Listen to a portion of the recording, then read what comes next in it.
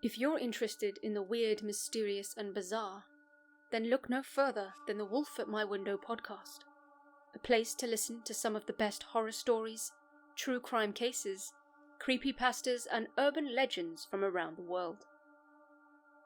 I'm your host, Ash Tyler, and today we'll be hearing a story about death. Death is all around us. We've all seen it come for our loved ones, and eventually, it'll come for us.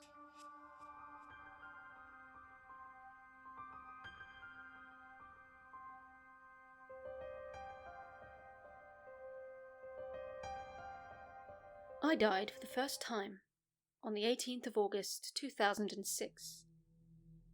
Wasn't a particularly pleasant death, nor was it one that I expected. It was simply the random act of violence that destroyed my life. And it came out of nowhere. We were relaxing at the pub, enjoying a few drinks after a busy day at work. It was my turn to buy the round of drinks, so I was trying to get the attention of the bartender. I felt someone punch me in the side. At first I thought someone had just hit me. Then I felt the warmth and the rapid stream of blood pouring down my shirt. I realized then and there I'd actually gotten stabbed. As far as I can remember, it wasn't even that painful. Still, my legs gave out under me, and I collapsed to the floor. Even then I worried about ruining my expensive suit, ignoring the fact that I might be dying. Oncoming death is funny like that.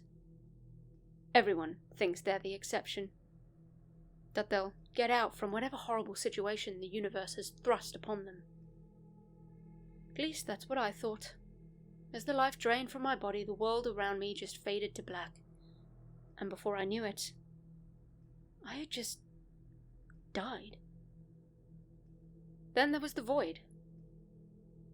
At first, it was little more than darkness, only broken by weird shapes and colours in the distance.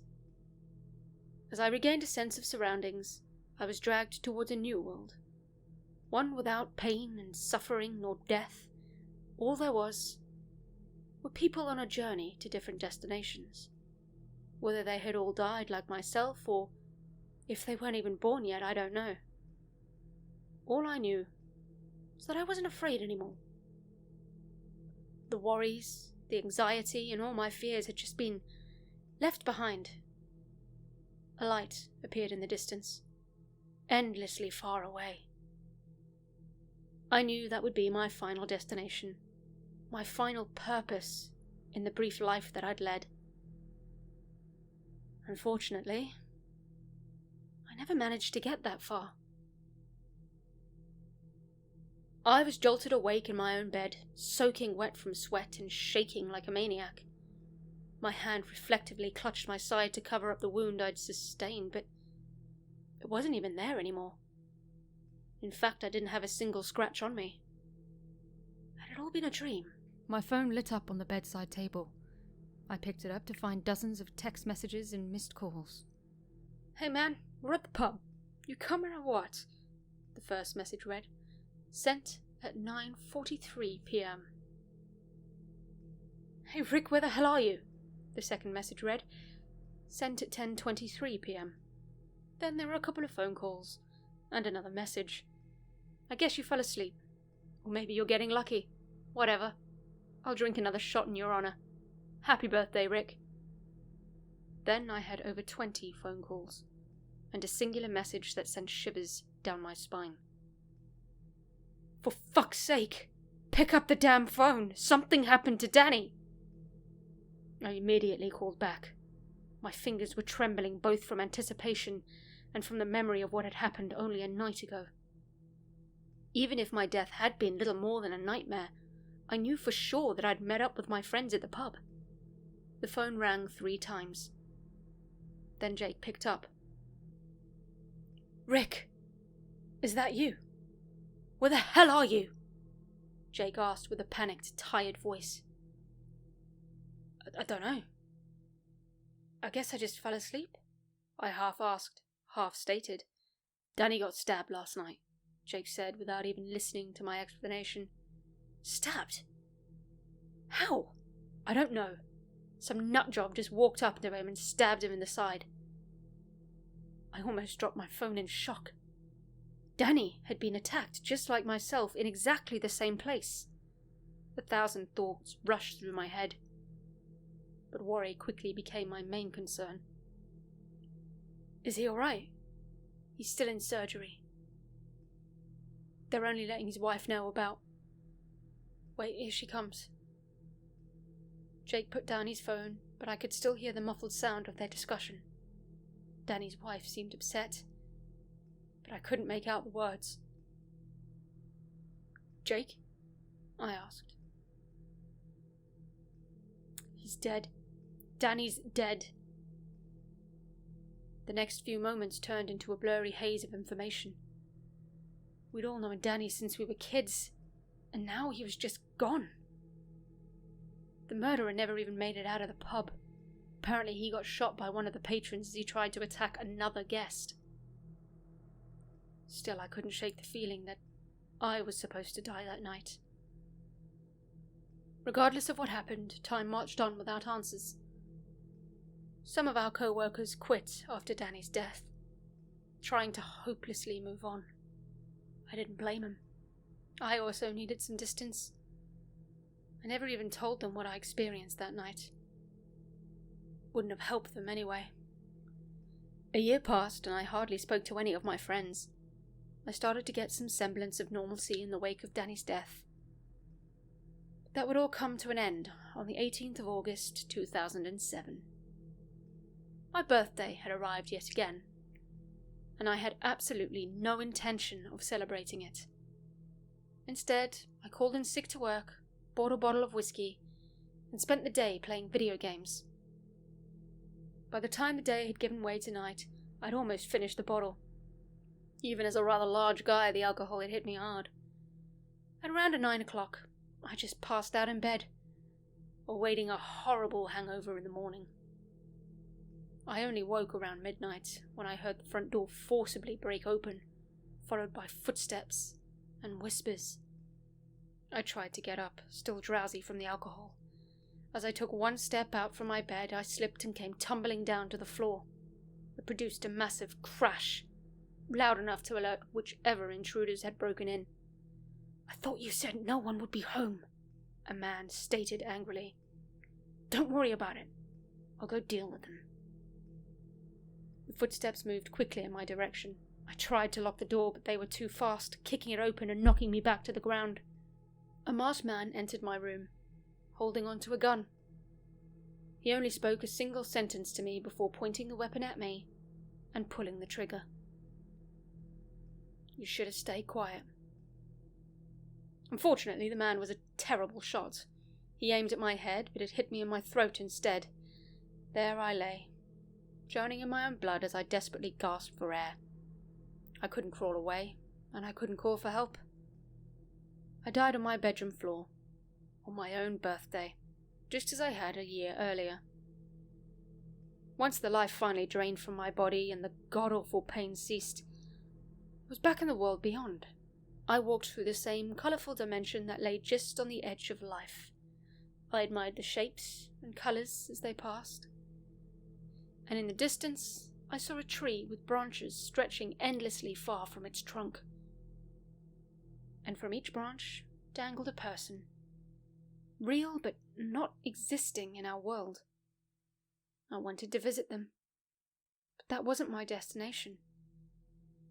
Because just like before, I would awake in my own bed, unharmed by the events of the previous night.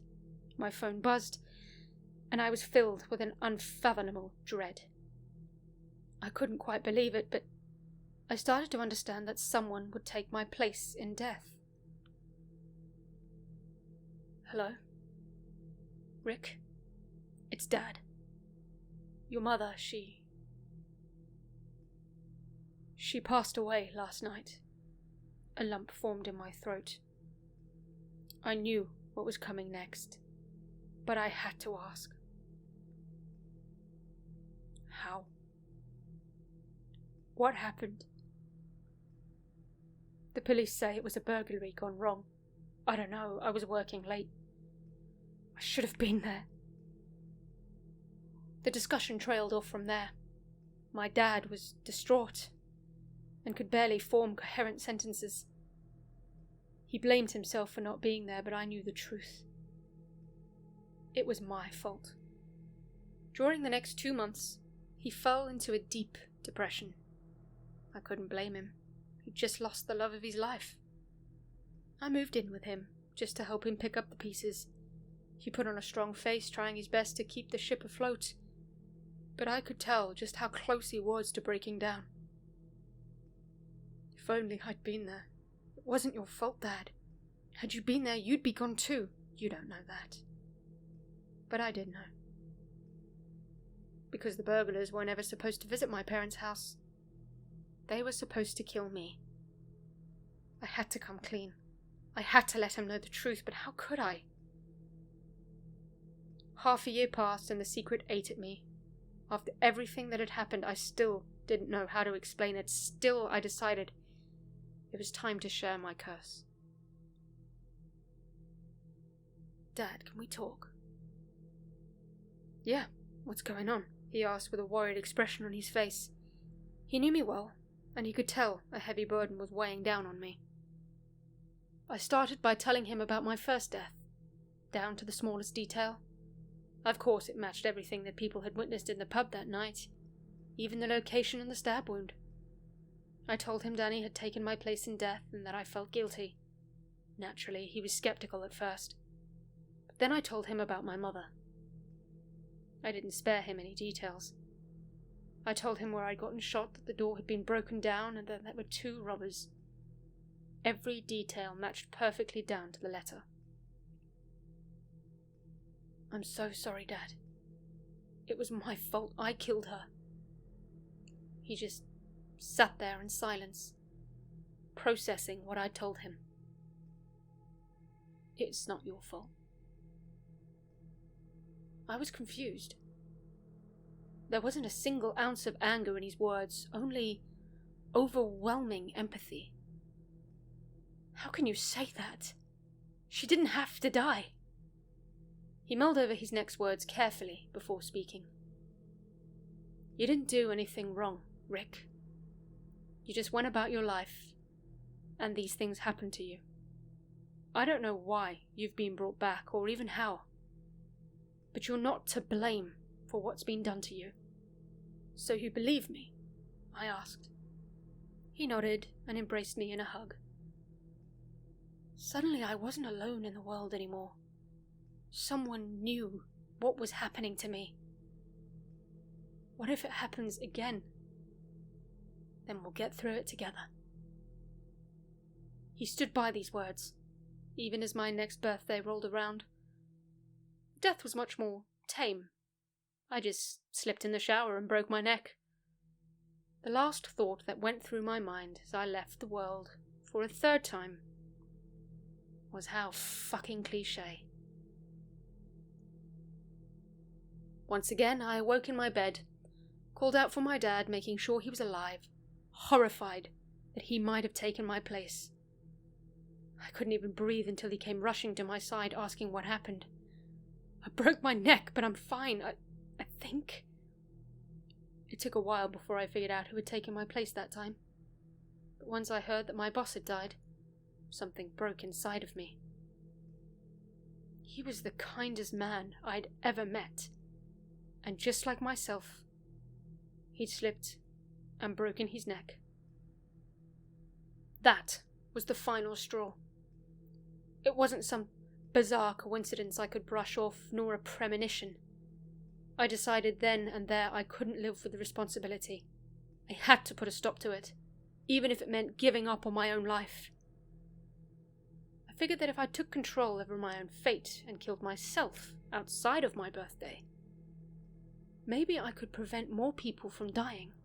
First, I left behind a long letter to my father explaining why I'd chosen to leave. I couldn't face him in person. I knew he'd just try to talk me out of it. But it was something I had to do. I couldn't allow any more people to die on my behalf. Alas, fate is a fickle bitch. No matter how hard I tried, I just couldn't end my own life. I tried hanging, but the rope broke. Then I tried to shoot myself. The gun jammed. When that failed, I tried to drive my car into a tree, but I somehow survived that as well. Any attempt was met with failure. All I could do was to wait for my next birthday and let someone die in my place. No matter how many times I tried, I just couldn't die. I was a slave to destiny, and it was destroying me.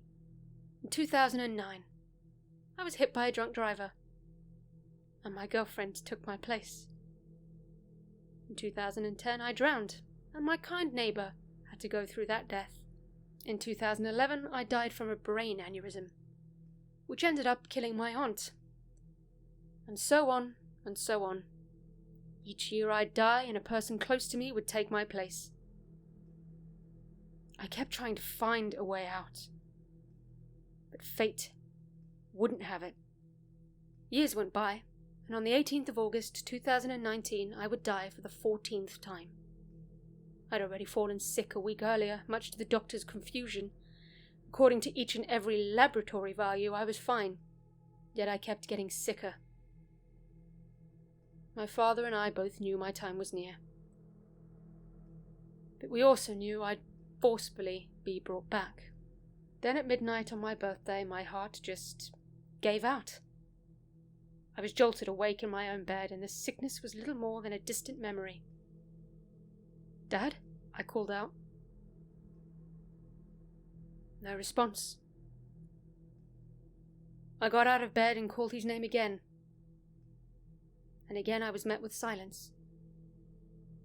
I didn't have to call out a third time. I already knew what had happened. I carefully walked into his room, horrified at what I knew would come. He was dead. Just gone from a heart attack. He'd taken my place, and I could do nothing to save him. The funeral came and went in a blur. The only noticeable thing was the missing seats from the people who had passed before him. Some of them had lived their own lives and died as nature intended, but a number of them were supposed to live on. Instead, they had just taken my place in death. I inherited a number of things from my father. Among them, I found a letter, addressed to me. It looked rather worn, so I could tell he had written it a long time ago. "Dear Richard, today is your birthday, and it has officially been a year since your mother passed. While I miss her greatly, I'm thankful to still have you around. I know that if she were given the choice, she would want you to live, and I feel the same way. We both know that I might one day take your place in death. Never doubt that I would happily give my life if it means that you may live. You didn't choose this curse, so never blame yourself. Just do what every person is supposed to do. Appreciate the people around you, because you never know which day might be their last. I love you, Dad." Since I read that letter, I've been looking for a way out. My father might want me to stay behind, but how can I live on knowing that I am taking someone's place? I've long since left town, living by myself in a cabin somewhere away from people. Hopefully, if I have no one left that cares for me, people will stop dying. At least until I can figure out not only how to die, but how to actually stay dead. This story was written by Redditor and horror writer Richard Saxon. If you enjoyed this story and want to read more, visit the link below and take a look at Richard's best-selling book, From the Depths: Terrifying Tales, available on paperback, Kindle, and audiobook on all platforms. If you enjoyed this podcast and want to hear more, please subscribe, like, and favourite so you never miss an episode. In the description, you'll find the links to the author pages as well as links to the stories and music that made this podcast possible.